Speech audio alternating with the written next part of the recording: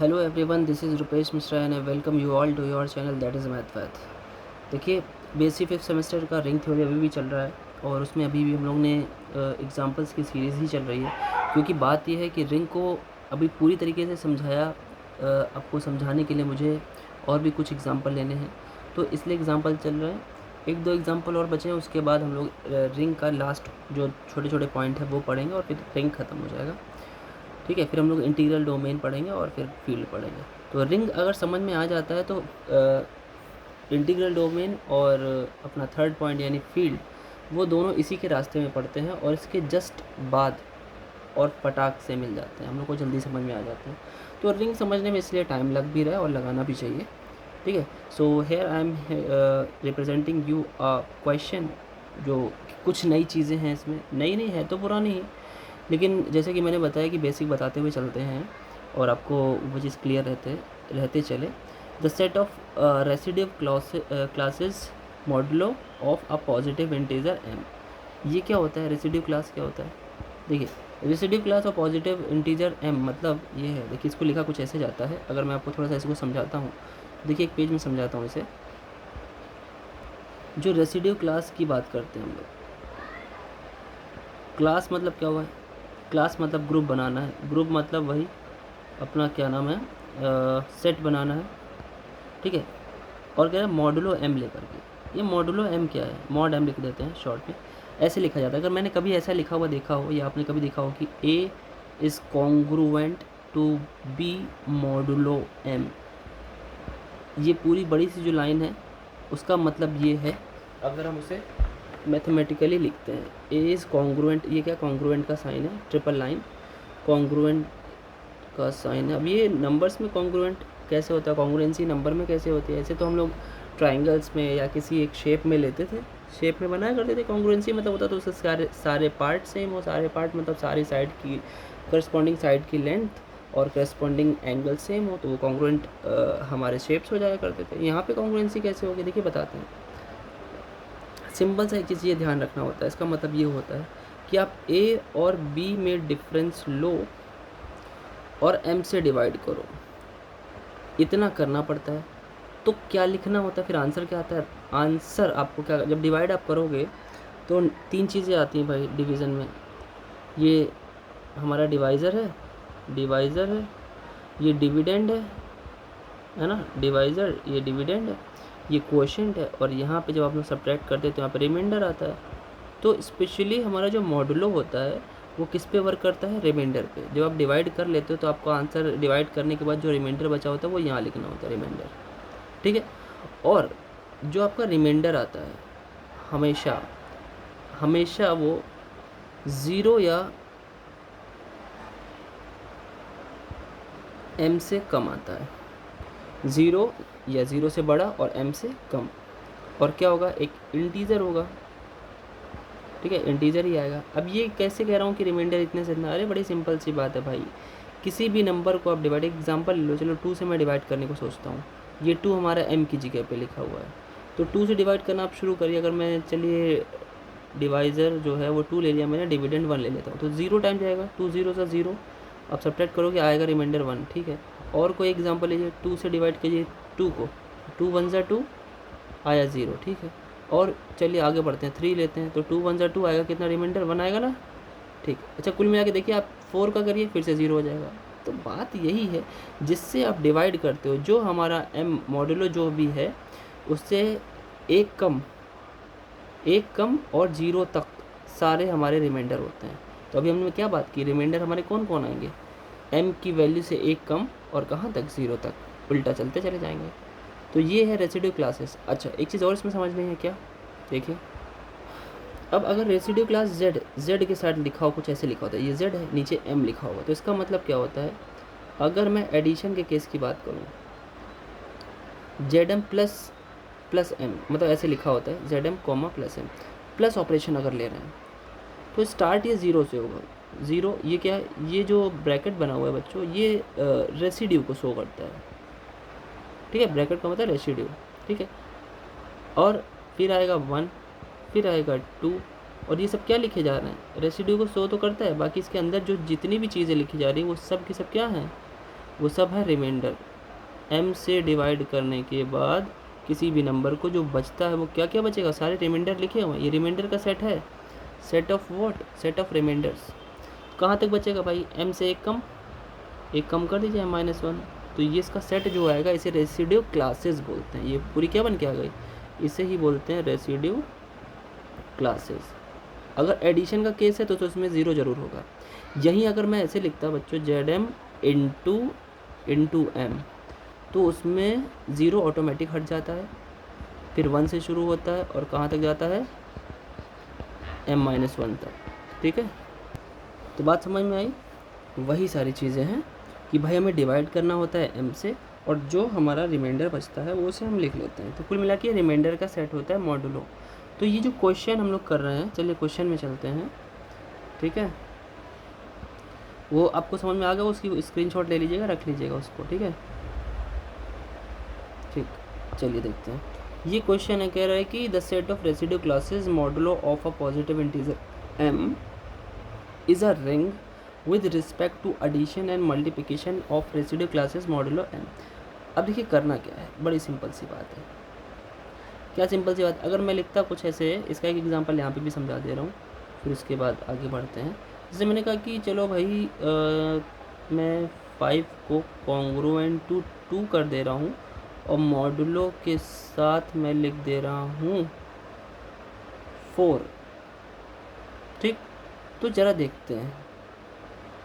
ठीक है, तो और यहाँ पे मैं कर देता हूँ 1 सेकंड के लिए, नहीं ठीक है चलिए। तो अभी क्या करना है हमको, ये a की प्लेस है b की प्लेस, ज़रा डिफरेंस कीजिए। 5 - 2 और 5 - 2 तो आया 3। ठीक है, ज़रा 4 से डिवाइड करिए इसको।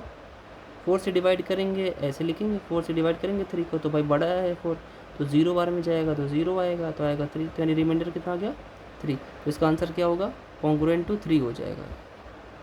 ठीक है भाई, तो इसका आंसर 3 आएगा, मतलब डिवाइड करने के बाद जो रिमाइंडर आएगा वही हमारा आंसर आएगा इसका। ठीक है, बात समझ में आई बात। 1 सेकंड, यहाँ पे एक चीज़ गड़बड़ हो गया है बच्चों, 1 सेकंड, इसे इरेज करना है मुझे, इसे इरेज करना है। रुकिए, मैं एग्जांपल ले रहा हूँ तो सॉल्यूशन के साथ ले रहा हूँ। ठीक है, देखिए ये यहाँ पे मैं 1 ले रहा हूँ। अब जरा करते हैं। ठीक है, वहाँ एक चीज़ गड़बड़ी हो गई, अभी आप समझ जाओ क्या गड़बड़ी थी। देखिए हम क्या करते हैं, इसको माइनस करते हैं। 5 - 1 करिए, तो 5 - 1 करेंगे तो कितना आएगा 4। ठीक, 4 को 4 से डिवाइड करिए, कितना आएगा, रिमाइंडर 0। तो जब भी ये हमारा कॉन्ग्रुएंट दिया होता है कि 5 1 के कॉन्ग्रुएंट कब होगा, तो जब कॉन्ग्रुएंट तभी हो सकता है ना जब ये डिवाइड करने पर रिमाइंडर 0 है। या आप ये कह दीजिए कि हम 1 को ले आए लेफ्ट में, आप इसको ऐसे भी लिख सकते थे, 5 - 1 इज़ कॉन्ग्रुएंट टू, जब यहाँ पे कुछ नहीं बचा तो यहाँ 0 बचा, 0 मॉडुलो 4, आप ये भी लिख सकते थे। एक और इसी में तरीका है, एक और तरीका मतलब एक और टाइप का क्वेश्चन होता है। क्या टाइप है वो, उसको भी देखते हैं, ज़रा देखिए समझते हैं। अगर हम आपसे कहें बच्चों, ज़रा ये बताइए कि लिखा मैंने 7 is congruent to x modulo 2, तो कह रहे 7x के कॉन्ग्रुएंट कैसे हो सकता है। 2 से डिवाइड करने के बाद जो रिमाइंडर कुछ ऐसा बनाइए कि वो x इसके कॉन्ग्रुएंट हो जाए। तो बड़ी सिंपल सी बात है ना। देखिए इस बात को समझते हैं। इस बात को समझने के लिए क्या करना है हमें, बस वही चीज़ 7 - x को अगर हम 2 से डिवाइड करें तो हमें क्या मिलना चाहिए, रिमाइंडर। अब भैया हो, जब आप 2 से डिवाइड करते हो तो मैंने रिमाइंडर क्या क्या बताया, रिमाइंडर या तो 0 आ सकता है तो 1 आ सकता है। एक बार जब आप 0 रख के देखिए, जब 0 रख के देखेंगे तो 2 क्रॉस मल्टीप्लिकेशन में 0 हो जाएगा, तो मिलेगा क्या, 7 - x = 0। दैट मीन्स कि यहाँ से x की वैल्यू 7 मिल जाएगी। जरा यहाँ 7 रख के देखिए क्या कॉन्ग्रुएंट है, 7 तो 7 ही कॉन्ग्रुएंट होगा ही, कोई दिक्कत नहीं है ना। ठीक, अच्छा और एक चीज़, अगर जब आप यहाँ पे 1 रख रहे होंगे तो 2 इधर जाएगा मल्टीप्लिकेशन में, तो 2 हो जाएगा। x की वैल्यू आ जाएगी 5, तो x की वैल्यू आ जाएगी 2, 7 और 5। जरा यहाँ 5 रख के देखिए, 5 को लेफ्ट में लाइए, 7 - 5 = 2, और 2 तो 2 के कॉन्ग्रुएंट होता ही है, मतलब 2 यहाँ पे 0 बचेगा, फिर 2 0 2 हो ही जाएगा। ठीक है, क्योंकि सिंपल सी बात है, रिमाइंडर 0 मिल रहा है इसका, और 2 से डिवाइड करने के बाद क्या क्या रिमाइंडर मिल सकता है, 0 और 1। तो देखिए 0 भी मिल रहा था और 1 भी मिल रहा था। ठीक है ना, तो ये तरीका होता है। बाकी यहाँ पे अभी जो क्वेश्चन में हम लोग करना है वो ये सब चीज़ नहीं करना है, वो तो सिंपली हो जाएगा। देखिए दिखाता हूँ। देखिए the set of residue classes, तो देखिए सेट ऑफ रेसिड्यू क्लासेस जो हम ZM की बात कर रहे हैं, ये इंटीजर है जेड एम लिख दिया। तो जेड एम है। अभी थोड़ी देर के लिए हम क्या करते हैं, इसको एडिशन के केस में ले लेते हैं। तो इसमें क्या होगा, 0 मिलेगा हमें, 1 मिलेगा हमें, 2 मिलेगा हमें। ये सब क्या लिखे जा रहे हैं, सब रिमाइंडर लिखे जा रहे हैं। कहाँ तक जा सकते हैं, 1 कम तक, ठीक है। अब देखिए भाई, हमें किसकी बात करनी है अब, फॉर जेड एम और प्लस एम की बात करनी है, ठीक है भाई। देखो ज़रा, प्लस एम मतलब पहले तो आपको ऐड करना है 2 एलिमेंट को, ठीक है। प्लस का मतलब क्या, ऐड करना है, उसके बाद एम से डिवाइड करना है, और जो रिमाइंडर आएगा वो हमारा आंसर होगा, ठीक है। तो ज़रा देखिए थोड़ी देर के लिए, अगर हम क्लोजर की बात करें, सबसे पहला पॉइंट तो बड़ी सिंपल सी बात है, कोई भी उठा लीजिए, मैं कोई भी ले लेता हूँ, ठीक है। ये सारे रिमाइंडर है, लेट कर रहा हूँ, लेट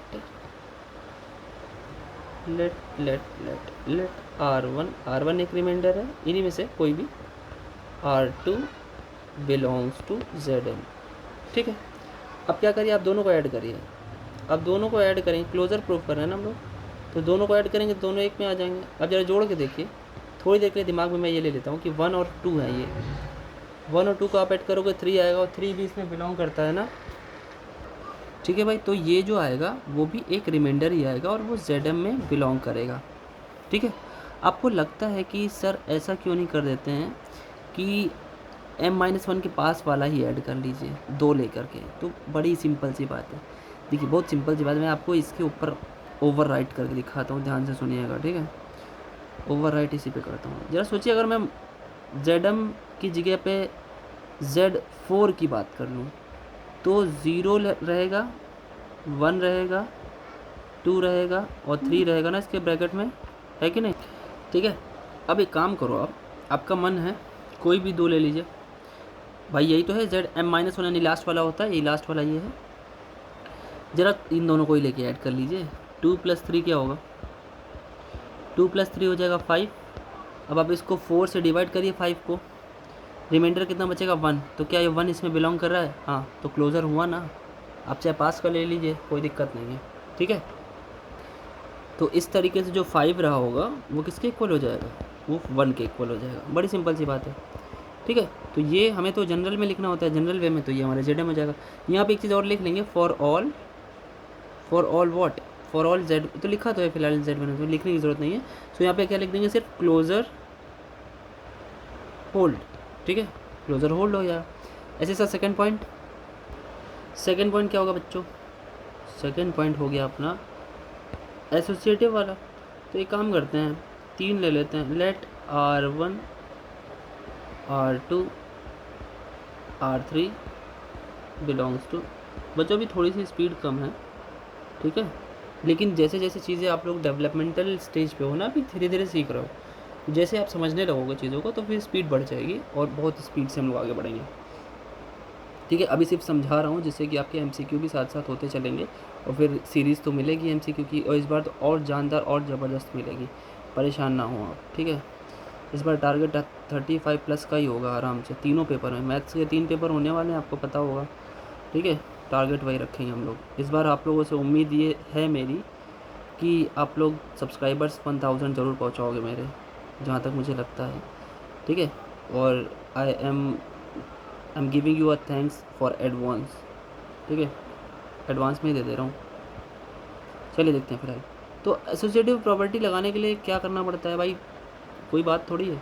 एसोसिएटिव में पहले 2 को ऐड कर लीजिए, फिर बाद का तीसरा ऐड कीजिए। तो पहले मैं लास्ट के 2 को ऐड कर लेता हूँ, तो कोई फ़र्क तो पड़ने नहीं वाला। आप इनको ऐड करेंगे तो पहले क्या लिखेंगे, यही तो लिखेंगे बच्चों भाई, 2 रिमाइंडर्स हैं, आप ऐड करके एक में लिख लोगे, फिर इसको क्या करोगे, एक साथ लिख लोगे, R1 + R2 + R3, isn't it ना। अब क्या करोगे, 2 को पहले, स्टार्टिंग के 2 को पहले ऐड कर लेंगे, उसके बाद कर लेंगे, तो एट लास्ट आप तो लिख ही लोगे। 2 हम तो डायरेक्ट लिख दे रहे हैं, है ना, लेफ्ट राइट इक्वल है, क्यों भाई, तो क्या हो जाएगा, associative holds, isn't it. Third क्या होता है भाई, एग्जिस्टेंस ऑफ आइडेंटिटी। तो देखिए आइडेंटिटी क्या है भाई इसकी, थर्ड वाले की आप हेडिंग डाल के बाकायदे किया करो, ठीक है, क्योंकि मुझे ज़्यादा क्वेश्चन बताने हैं, एग्जामिनेशन में 1 या 2 ही आता है, तो आप वहाँ पे बाकायदे लिखोगे, इसलिए मैं यहाँ पे हेडिंग नहीं डाल रहा हूँ, ठीक है। देखिए, तो आप ये बताइए ज़रा थोड़ी देर के लिए, अगर मैं एक तरीके से ले लेता हूँ लेट, थोड़ी देर के लिए लेट R1 और एक और ले लेता हूँ एलिमेंट इस तरीके का, लेट से R2 ही ले लेता हूँ, बिलोंग्स टू Zn, ठीक है। और मैं आपसे कहता हूँ मैंने R2 ऐसा लिया है बच्चों, ये कॉमा है, कि ऐड करने पे केवल R1 ही आ रहा है ना, और इसको मैं आइडेंटिटी मान लेता हूँ, है ना, लिख लेता हूँ यहाँ पे।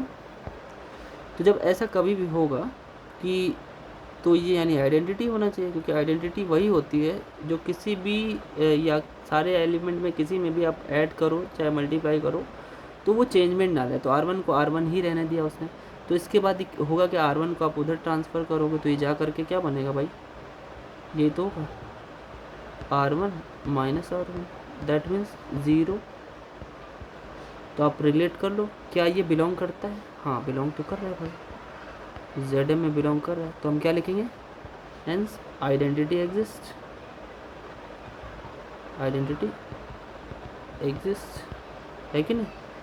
फोर्थ पॉइंट इन्वर्स वाली बात करनी हम लोग को ना। तो देखिए लेट लेते दो एलिमेंट, लेट वही R1 R2, कोई दूसरा भी लिख सकते हो, कोई बात नहीं है और कोई फ़र्क नहीं पड़ता, यही लिख दो, क्योंकि R1 R2 तो वेरिएबल की तरह है ना, एग्जैक्ट कांस्टेंट तो है नहीं। तो देखिए अगर मैं बात करूं कि इन दोनों को ऐड करने के बाद इफ़ आई गेटिंग द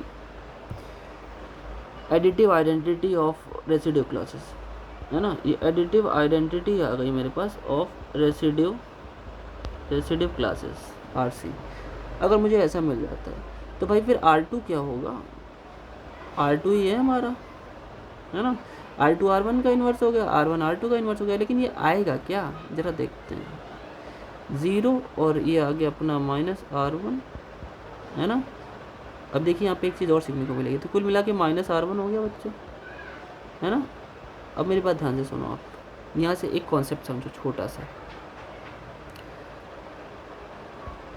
समझाते हैं आपको। White white white white white white, देखिए तो क्या कॉन्सेप्ट है, देखिए ध्यान सुनिएगा। जैसे मैंने आपको अभी थोड़ी देर पहले बताया था कि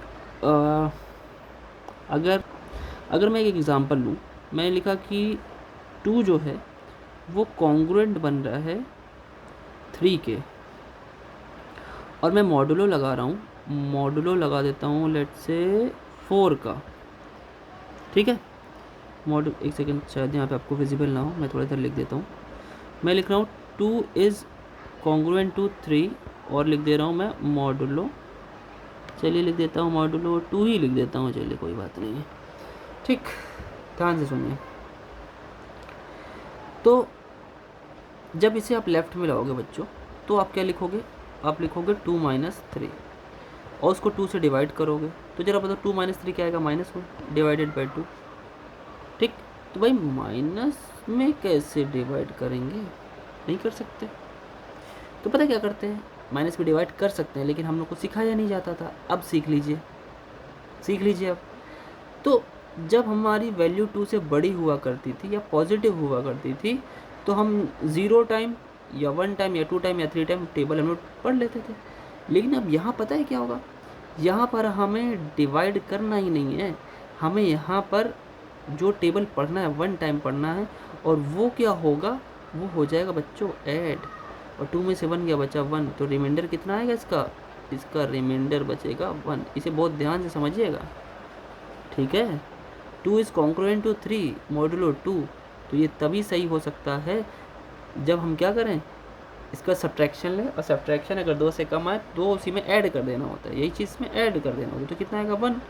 अब बताइए जब 1 आया तो 1 तो ठीक है ना, 1 तो ठीक है। अब 1 को आप 2 से डिवाइड करोगे तो 0 बार लेके जाओगे और हमारा रिमाइंडर तो 1 ही आ जाएगा। तो ये कॉन्सेप्ट थोड़ा दिमाग में रखिएगा।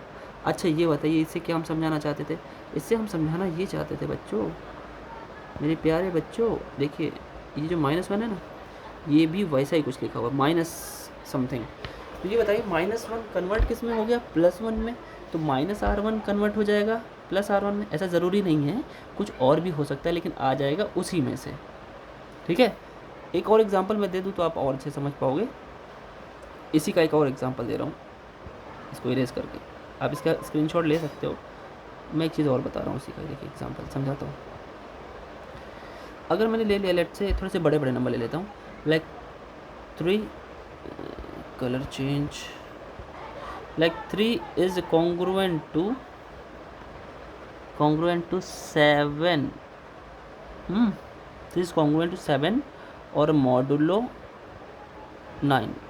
चलिए ठीक, अब आपको करना क्या है, 3 में से 7 को सब्ट्रैक्ट करना है, 9 से डिवाइड करना है, रिमाइंडर लिखना है। जैसे 3 में 7 को सब्ट्रैक्ट करिए, कितना आया 4 माइनस का डिवाइडेड बाई 9। अब भैया 9 से तो 4 तो नेगेटिव में चला गया, तो आपको 9 यहाँ पे ऐड कर देना है। 9 जैसे आप ऐड करोगे तो कितना आएगा भाई, 9 ऐड करने पे 5 आ जाएगा।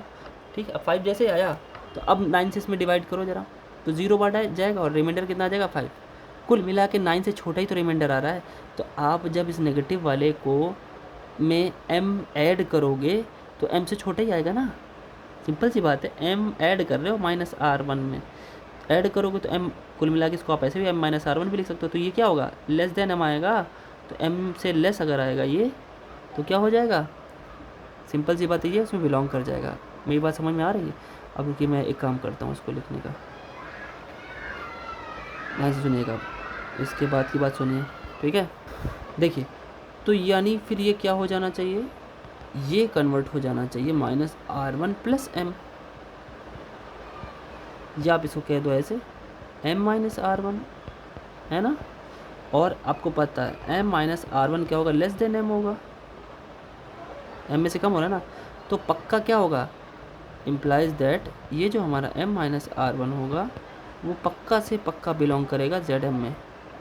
ठीक है, अब Zm में बिलोंग करेगा तो कोई ना कोई रिमाइंडर होगा, और आपको पता है यही तो R2 है, और इस तरीके से हमारा R2 क्या हो गया, इन्वर्स हो गया R1 का। तो हम क्या लिखेंगे एट लास्ट, इन्वर्स एग्जिस्ट, तो आ गया, सेट में ही आ गया ना। इस लाइन के बाद हम क्या लिखेंगे, इन्वर्स एग्जिस्ट। आई होप कि आपको समझ में आया होगा, ठीक है। अच्छा भाई, 5th प्रॉपर्टी देखते हैं। देखिए 5th प्रॉपर्टी भाई क्या है, 5th तो जानते हैं आप, अबेलियन प्रॉपर्टी होती है एडिशन के केस में, हाँ 5th प्रॉपर्टी अबेलियन प्रॉपर्टी होती है। तो अभी अबेलियन के लिए बस 2 ठो लेने हैं भाई, लेट कर लेते हैं, वो आप जानते भी हो, वो तो हो भी जाएगा, अब सबको पता है। R1 R2 belongs to what, Zm। तो आप देखिए कुछ नहीं करना है आपको, लेफ्ट हैंड साइड कर लेना है, राइट हैंड साइड कर लेना है। तो देखिए लेफ्ट हैंड साइड ले लीजिए, क्या दोनों को ऐड कर लीजिए भाई, थोड़ा डायरेक्ट लिख दिया मैं। तो ये क्या होगा, ये कुछ भी हो लेस देन m ही आएगा, है ना, बिलोंग्स टू Zm होगा। और राइट हैंड साइड अगर आप लें, राइट हैंड साइड को आप कैसे लिखोगे भैया, आप लिखने की कोशिश तो ऐसे करोगे, और एडिशन में कोई दिक्कत तो है नहीं, तो आप इसे वापस से अपनी पोजीशन पे कर दीजिए, R1 को R1 के प्लेस पर। सो हो गया इक्वल, है ना, व्हाट इट सेज कि R1 + R2 is equal to R2 + R1, R2 + R1। ऐसा ये क्या हो, कॉम्यूटेटिव भी हो गया भाई, है ना, कॉम्यूटेटिव होल्ड हो गया। इसके बाद ये तो Zm प्लस जो है Zm + m, so Zm + m is abelian. अब यही चीज़ मल्टीप्लिकेशन के लिए अबेलियन लिख दिया मैंने, अबेलियन। अब इनटू के लिए करना है, सो फॉर Zm और इनटू m, ये अलजेब्रिक स्ट्रक्चर, इसके लिए भी हमें क्या करना होता है, सेम ही ग्रुप करना होता है। So first point is what, we have to show the same closure property in the case of multiplication of modulo with respect for your positive integer m। तो अगर उससे केस में करना है तो क्या लेना है, फिर वही बात, लेट R1 और R2 बिलोंग्स टू Zm। अच्छा ठीक है, फिर आप मल्टीप्लाई करिए भैया, कर लीजिए। तो मैंने मल्टीप्लाई किया R1 × R2, तो कुछ करना थोड़ी है, R1 और R2 तो मल्टीप्लाई कर लीजिए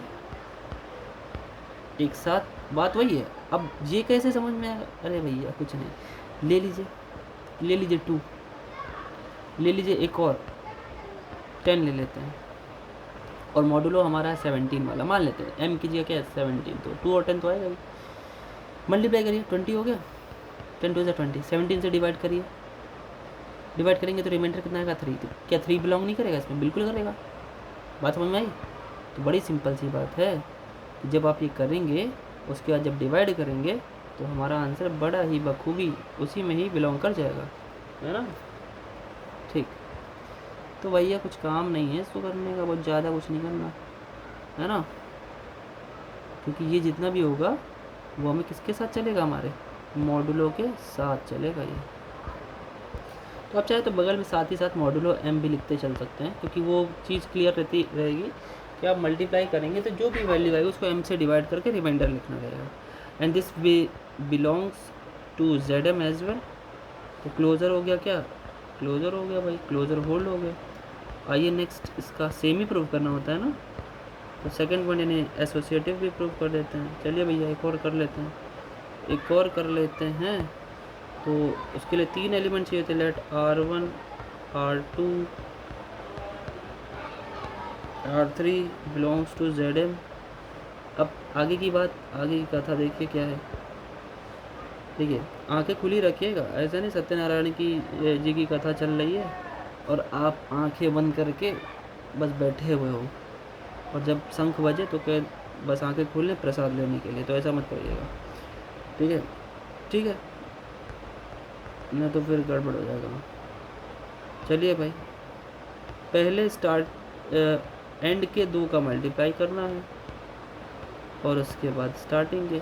वैसे कोई बात नहीं है, आप चाहें तो मैं डायरेक्ट लिख दे रहा हूँ, एग्ज़ाम में अच्छे से लिखना आप करो भैया मल्टीप्लिकेशन, है ना। R1 R2 R3 एक साथ आ जाएगा।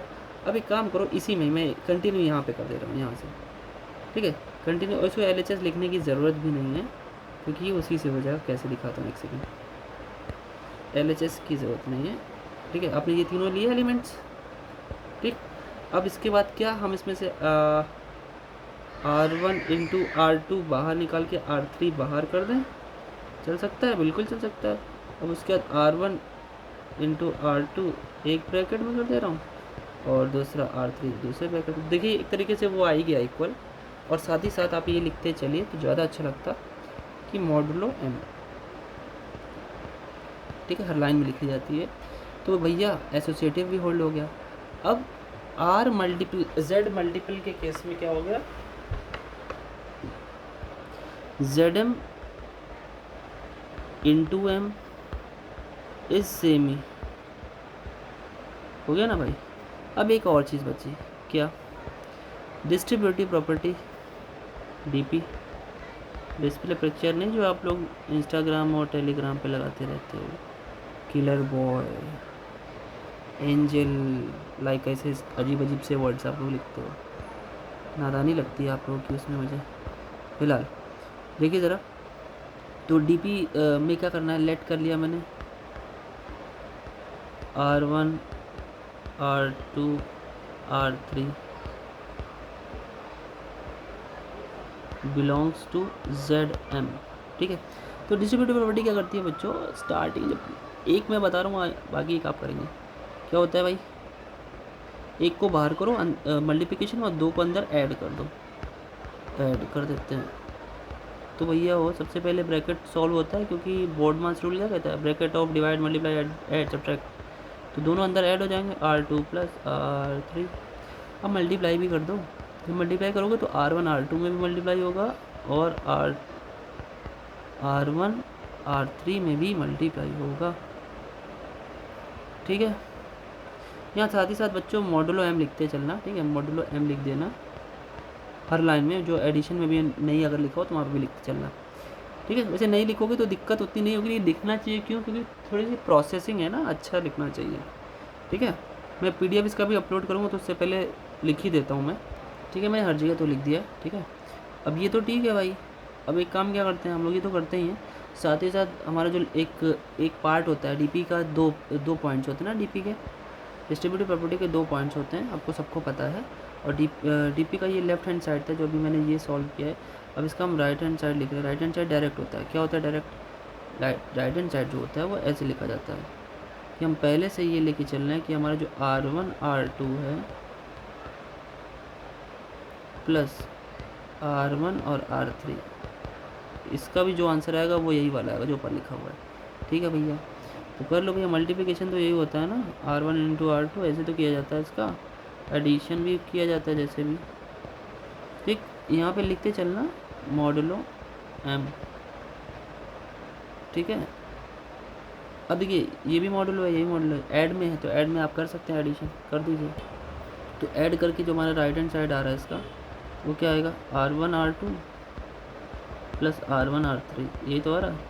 साथ ही साथ मॉडुलो चलता रहे तो अच्छा रहेगा, मॉडुलो M। ठीक है, अब लेफ्ट और राइट दोनों सेम है, देख लीजिए सेम ही है, सेम तो आना ही था ना। LHS is equal to RHS, तो क्या क्या लिखना चाहिए, ZM हेंस लिख दीजिए, हेंस।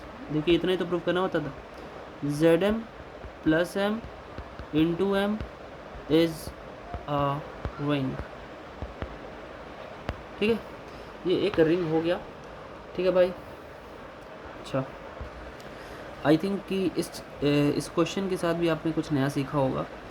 ठीक है, अब हम लोग नेक्स्ट वीडियो में मिलेंगे इसके बाद, तो उसमें क्या होगा, रिंग के कुछ जो छोटे छोटे पॉइंट्स है like zero divisors of a ring, improper zero divisor या प्रॉपर ज़ीरो डिवाइज़र, जो उसकी प्रॉपर्टीज़ है 3-4, वो छोटी छोटी प्रॉपर्टीज़ है, उसको प्रूव भी करेंगे और उसको समझेंगे भी।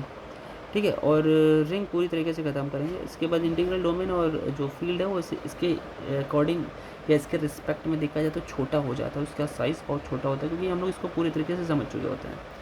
सो तब तक के लिए वीडियो को शेयर कर दीजिएगा भाई, आपका मन करे तो। ठीक है, क्योंकि मैं कोई भी प्रेशर नहीं, आपसे सिर्फ रिक्वेस्ट करता हूँ। ठीक है ना, और आई थिंक मैं थोड़ी सी तो मेहनत कर रहा हूँ, मुझे लगता है थोड़ी बहुत तो चल रही है मेरी मेहनत आप लोग के लिए, है ना। और उसके बदले में सिर्फ ये कहा जाता है कि आप लाइक शेयर और सब्सक्रिप्शन अगर बढ़ सके तो बढ़वा सकते हो, अगर बढ़ा सकते हो तो उसमें अगर आप भी क्वेश्चंस पूछते हो, जितने भी हमारे बच्चे जुड़े हुए हैं पिछले सेमेस्टर से, तो एक हमारे और सब्सक्राइबर हैं, शायद वो सब्सक्राइबर हैं भी कि नहीं, केवल नेगेटिव कमेंट करने के लिए आते हैं। ठीक है, तो नाम नहीं लूँगा, उन्हें पता है उनका क्या नाम है। ठीक है, तो लोग कमेंट करते हैं, मुझे लगता है कि जो लोग नेगेटिव कमेंट करते हैं उनका चेहरा भी वैसा ही होता होगा, वो बुरे होते होंगे, चेहरे से भी बदसूरत होते होंगे। उन्हें लगता है सामने वाले का चेहरा तो दिख नहीं रहा, मेरा भी चेहरा नहीं दिख रहा है, तो हम जो चाहें वो बोल के चले जाएं। तो मिस्टर जो भी नेगेटिव कमेंट करता है, उनकी जितनी उम्र नहीं है उससे ज़्यादा मेरे पास डिग्री है, वो इस बात को ध्यान रखें। और आपके किसी भी नेगेटिव कमेंट से मेरे दिमाग पे कोई नेगेटिव असर नहीं पड़ने वाला है, क्योंकि मैं इन सब चीज़ों से थोड़ा सा ऊपर उठ चुका हूँ। ठीक है, मुझे बच्चों को पढ़ाना है, आपके कहने पर मुझ पर कोई फ़र्क नहीं पड़ने वाला। ठीक है, सो बाकी बच्चों के लिए जो भी पढ़ रहे हैं आराम से पढ़िए, इन लोगों के कहने पे मेरे पास कोई फ़र्क नहीं पड़ने वाला। ठीक है, सो मिलते हैं नेक्स्ट वीडियो में आपके अपने प्यारे से चैनल रुपेश मिश्रा के साथ मैथ फैक्ट पर। Thank you.